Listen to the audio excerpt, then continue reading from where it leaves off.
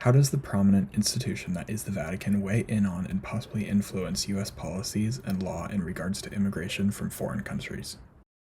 The first item we must look at is the historical context and precedents which allows the Vatican to unofficially influence international policies whether they are meaning to or not.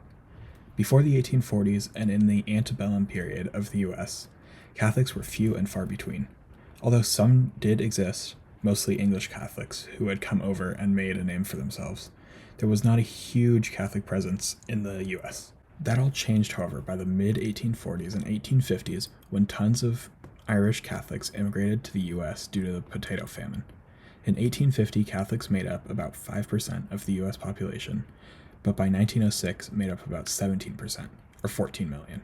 Although other religions also became more noticeable, like the huge boom in Muslims, Jews, and Protestants, Catholics were by far the most prominent and still the second most recognized religion in the US.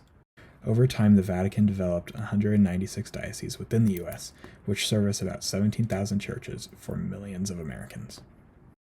While the Church does recognize people trying to come to the US for several legitimate reasons, including the hope for a better life for themselves or their family, they also realize that the state has foreign sovereignty and the right to limit immigration. Certain countries, like the US, have laws restricting immigration for reasons ranging from the economy to protecting the security of the country, as well as physical barriers preventing unwanted illegal immigration.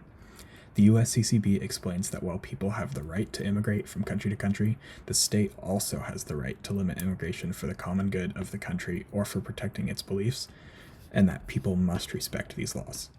The USCCB also outlines their structure on what they believe the laws should be, which is 1. Earned legalization, in which immigrants should be able to apply and gain citizenship while showing their good moral standard and viability.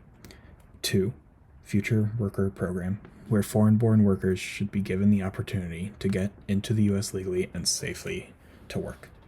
3. Family-based immigration reform, which involves cases in regard to reuniting families. 4. Restoration of due process rights, where due process rights should be restored after they were taken away in the 1996 IIRIRA.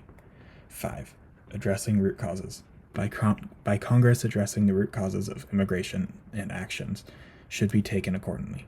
And lastly, 6. Enforcement, where all legitimate enforcement efforts should be taken seriously, but also must be humane, targeted, and proportional. The Bible teaches, "For I was hungry, and you gave me something to eat.